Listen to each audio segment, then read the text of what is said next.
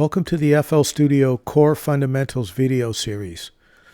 In this video I want to show you the basics of window menus. FL Studio is built around multiple windows, and each is designed for a specific function.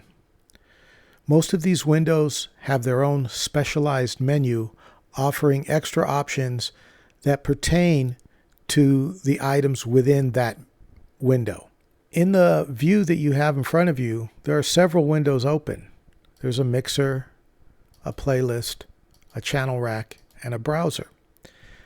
Each of them at the very top left has a little triangle. When you hover over it, it will move and highlight. Clicking on it brings up a menu. Each one of these windows has its own unique menu. And whatever's in that menu pertains to the functions for that window. This is very important because sometimes it's hard to find things in the main menu, or maybe they don't exist in the main menu, but they do exist in the window menu. So understand that every window that you see that has one of these icons has its own specialized menu that has options for it.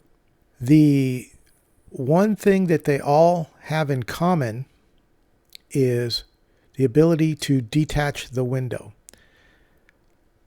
Detaching a window, I'm going to take the time to explain now, only because it can be a source of confusion. What I mean by that is, while I have my windows arranged in a certain way, let's just say I had the mixer window here and I had the playlist happen to be over it like this. If I was to go and bring up the mixer using the toolbar, the mixing window would pop up right over the top and I could use it. But if I detach a window, and the reason for detaching a window is it will allow you to use the window outside of the FL Studio workspace. So if you have a secondary monitor, you can move it over to the secondary monitor and use it over there, or however many monitors you might be lucky enough to have. But I've detached this. Now, because it's detached, it's also now kind of forced to stay on top. What does that mean? That means if I was to click on a channel rack, for example, you'll notice the playlist stays over the top of it. If I was to attempt to bring up my mixer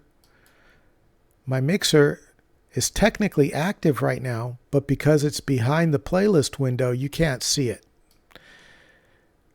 So I would recommend for the new person is that you do not detach these windows unless you have a monitor where they can kind of sit off to the side by themselves, or you're aware that detaching will potentially cause you issues like I just demonstrated.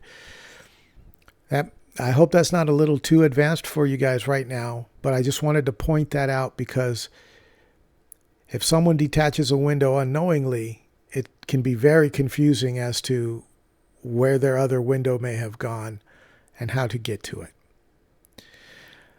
Additionally, all of these menus for each window might have a view menu or some kind of settings that sets the way they look and feel. I'll show you some of that in some of the videos in the Core Fundamentals series as we get to those specific windows. But generally, many of the windows do have some kind of view menu to manage the way the menu or the window is displayed. So there isn't much more to cover in terms of the window specialized menus. Just know that they can exist. They do have features specific to the window to which they belong. So just keep that in mind, and let's jump to the next lesson.